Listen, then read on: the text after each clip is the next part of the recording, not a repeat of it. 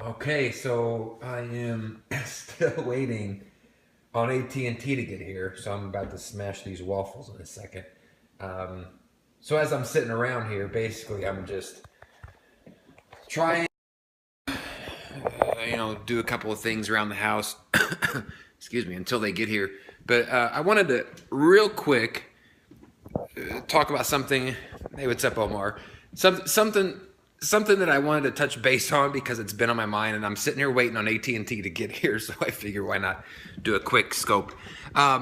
So I have been extremely lucky that a lot of the people that are around me with real estate stuff, we have very different opinions on how the business should be done and where it's heading and stuff like that, which I actually prefer that as opposed to having a bunch of people around me that are just all agreeing. I kind of like having the conversation because I feel like, by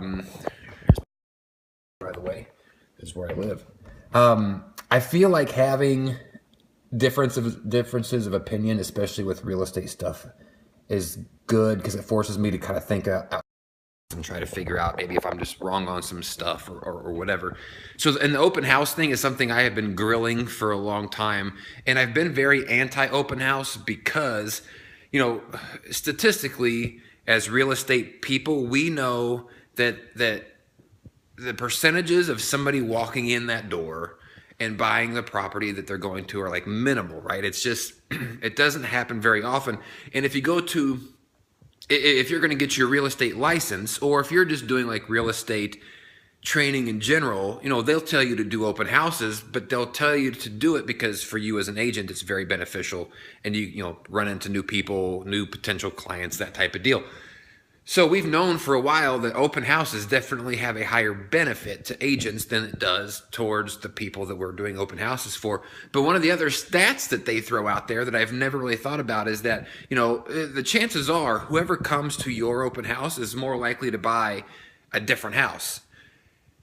And that's what I've been basing my anti-open house thing on for probably 2 years, probably now at this point. I just when I go to a listing appointment, I just say, hey, I don't do open houses, and here's statistically why. And I've never had somebody say, hey, please still do an open house despite those stats.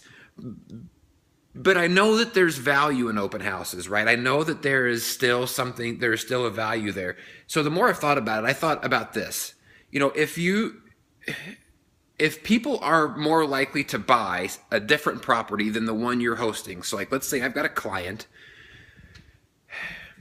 I could do an open house for them, but I know the chances are they're going to buy something different. If you reverse that, why can't we do open houses for other people's listings, knowing that there's a good chance they're going to buy something else? In other words, can we do listing or open houses on other listings and in a way point them towards our listings? So let's say I've got a house listed for $250,000, right? $250,000.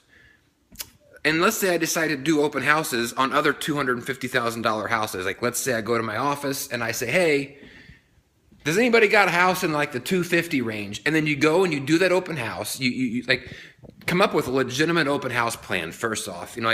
People that just show up and throw like the open now sign writer, that's driving me bonkers. Come up with a good plan where you've got a strategy to do these open houses. Get to those other people's listings, meet those new clients, and then have something says, hey, if you're not interested in this one, here is some stuff. Here are some other properties in the area similarly priced. And of course, your listing is one of those properties. I just think we're so quick to say, well, they'll probably, I could do an open house on yours, but they're probably going to buy somebody else's. Well, let's do the open houses on the other people's listings, and then that way we turn around and point it towards our clients. In a weird way, that's almost like doing, now I can go into a listing presentation and say, I do open houses, but I'm not going to do it here because the people that show up here probably aren't going to buy this house. I'm out there doing it on other people's listings, looking for buyers that aren't aware of your property already.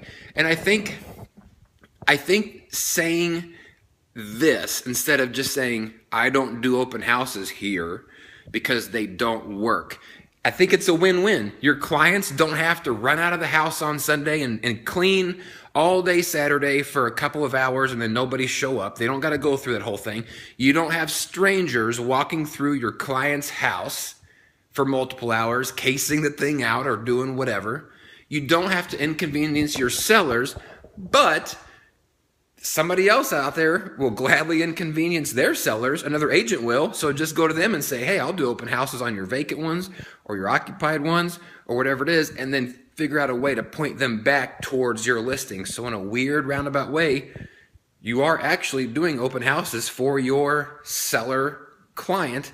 You're just not doing it there at their property. You're out there looking for buyers. So just something I thought about. I've been too quick to just dismiss them. I know a lot of people use them and they get buyer clients and things like that.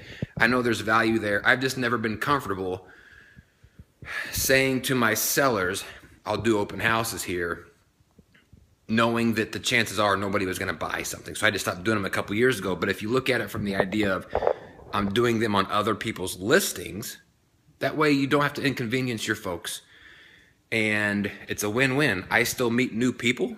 I still have the chance to come up with new clients, and I don't have to inconvenience my sellers. In other words, I'm spending that same time that I would be at my seller's house out trying to fish for other buyers. So I don't know. I'd be curious to hear what you think. Omar, send me a Facebook thing or tell me what you're kind of thinking.